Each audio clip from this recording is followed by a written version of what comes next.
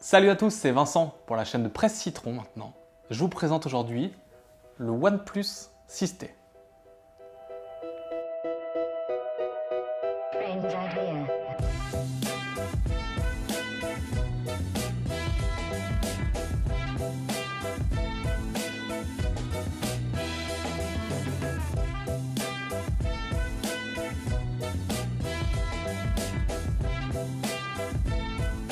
Alors le OnePlus 6T il vient juste d'être présenté à New York. Moi je l'ai en test depuis à peu près une semaine. J'ai pu me faire un avis dessus. La première nouveauté par rapport au OnePlus 6 qui saute aux yeux, c'est cette nouvelle encoche qui a une petite forme de goutte d'eau. Elle est beaucoup moins visible. Elle est beaucoup moins visible par exemple que l'encoche de l'iPhone XS. Et moi je trouve que c'est une belle avancée au niveau design. L'écran est aussi excellent. Il reproduit bien les couleurs. Vous avez plusieurs formats de température si vous voulez changer à votre convenance. Un autre changement majeur dans le design du OnePlus 6T par rapport au OnePlus 6, c'est que le capteur d'empreinte ne prend plus de place à l'arrière parce qu'en fait maintenant il est déporté sous l'écran directement.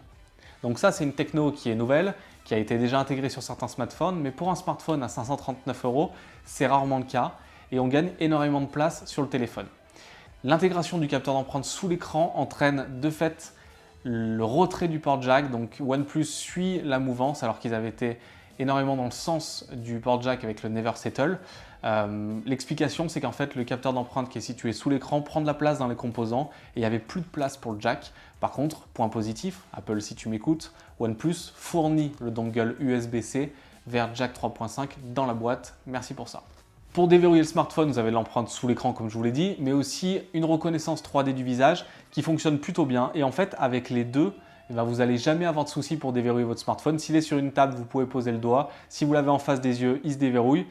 Et c'est quand même très rapide. Et OnePlus a réussi dans la toute petite encoche qu'on voit ici à intégrer des capteurs de proximité, de lumière, ainsi que le capteur photo. Donc c'est plutôt une bonne prouesse.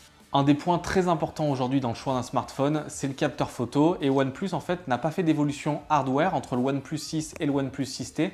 Toutes les nouveautés se situent au niveau logiciel et elles sont quand même bien implémentées. Alors vous pouvez faire des excellents clichés avec le OnePlus 6T, même si on n'est pas sur des niveaux de détail qu'on peut voir sur les Pixel 3 ou les Huawei Mate 20 Pro par exemple. Par contre, je rappelle que ces téléphones, ils coûtent plus de 300 € de plus que celui-là. Il y a un truc cool par contre qui a été intégré dans l'application photo de OnePlus, c'est Google Lens. Google Lens, ça vous permet de reconnaître du texte pour pouvoir le copier. Donc vous êtes devant un panneau, vous voyez un numéro de téléphone, une carte de visite, vous pouvez tout de suite copier-coller dans votre smartphone les infos. Et moi, il y a un truc que je trouve pas mal. Bon, les fonctions pour l'instant shopping ne marchent pas extrêmement bien, je trouve. Par contre, ce que je trouve intéressant, c'est la reconnaissance d'arbres. Parce que moi, j'y connais rien. En vrai, je sais reconnaître un sapin. Après ça, je suis perdu. Et bien, ça marche plutôt bien. J'ai fait les tests et c'est assez impressionnant. Donc ça, c'est une appli Google, mais c'est bien que OnePlus l'ait intégré dans son software photo. Il y a un nouveau mode dans la photo qui est le mode nuit. C'est quelque chose qui est un petit peu à la mode. On le voit sur le Pixel 3 par exemple. Et les clichés sont plutôt bons. Il y a toujours forcément du bruit, mais par contre, les lumières sont un peu poussées et on voit mieux avec la photo prise par le téléphone qu'à l'œil nu. C'est en train de devenir le cas dans beaucoup de smartphones, mais c'est bien que OnePlus l'ait intégré dedans.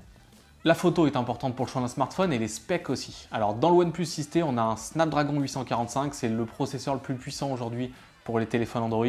Il y a entre 6 et 8 Go de RAM en fonction du modèle que vous choisissez. Moi j'ai le modèle 8 Go.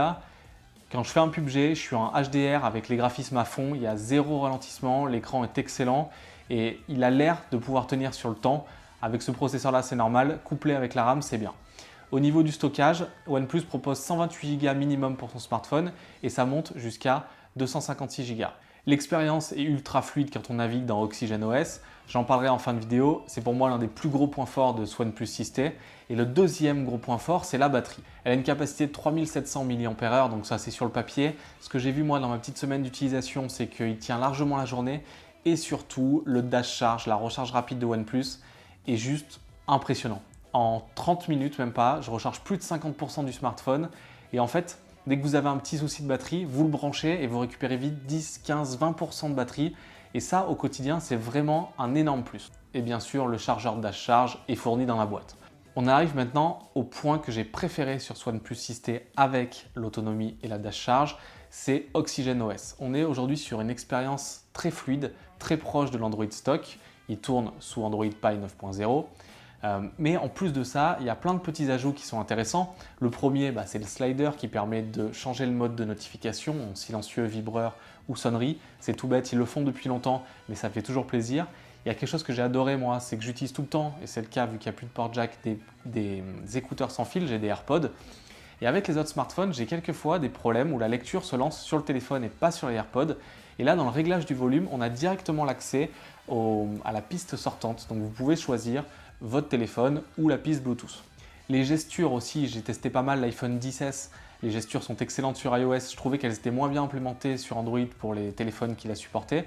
Et ben la version OnePlus est assez puissante pour moi. Et en plus de ça, il y a plein de petits ajouts dans le logiciel qui sont toujours les bienvenus. Je pense notamment au mode lecture qui passe en fait tout le smartphone en noir et blanc. Et si vous voulez faire une séance de lecture même sur le web le soir, et ben ça vous éclate un peu moins les yeux. Il y a le mode jeu, c'est une des nouveautés du OnePlus 6T. En fait, vous allez pouvoir régler l'arrivée des notifications, la luminosité qui se bloque et surtout comment arrivent vos notifications. Donc, est-ce que c'est un simple texte? Est-ce que c'est une notification normale? Est-ce qu'elles sont bloquées? Pour les appels, ça va vous mettre directement au haut-parleur. Et il y a les ressources qui sont directement allouées au jeu. Donc, c'est ce que j'ai fait quand j'ai testé sur PUBG. Et franchement, c'est assez cool. J'avais testé le Black Shark de Xiaomi qui était vraiment orienté jeu. Et bien là, le OnePlus 6T, il est bien dans ces eaux-là. Le OnePlus 6T est disponible dès le 30 octobre à la commande. OnePlus a des partenariats maintenant avec Amazon, avec la Fnac, avec Bouygues. Je vous mets en description les meilleurs prix actuels. On a un moteur de recherche qui sert à ça.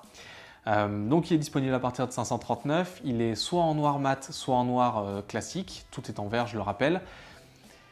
Est-ce qu'on doit acheter ce OnePlus 6T? Clairement, si vous avez un OnePlus 6, les nouveautés pour moi ne suffisent pas. Même si c'est cool l'empreinte sous l'écran, la nouvelle encoche, mais ça ne suffit pas à upgrader tout de suite. De toute façon, les téléphones de OnePlus sont connus pour durer bien longtemps dans le temps. Par contre, si vous avez un autre smartphone sous Android, eh ben, avec ce tarif, il a des specs d'un très haut de gamme, comme je sais pas, un S9 Plus quand il est sorti, il était à 859 ou 959 € de mémoire. Et ben pour moi, il est bien meilleur le OnePlus 6T. C'est vraiment un excellent compromis. On a, comme je l'ai dit, un bon écran, une bonne batterie.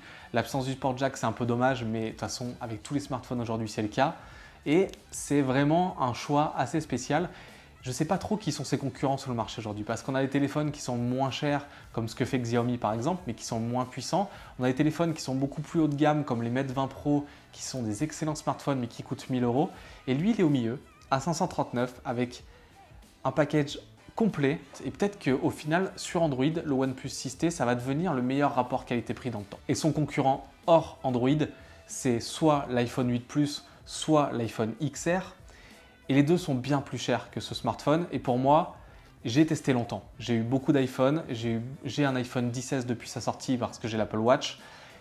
Et ben, sincèrement, de dépenser plus d'argent pour avoir un 8 Plus ou plus d'argent encore pour avoir un XR, moi, je vous conseille vraiment de prendre le OnePlus 6T si vous vous posez la question.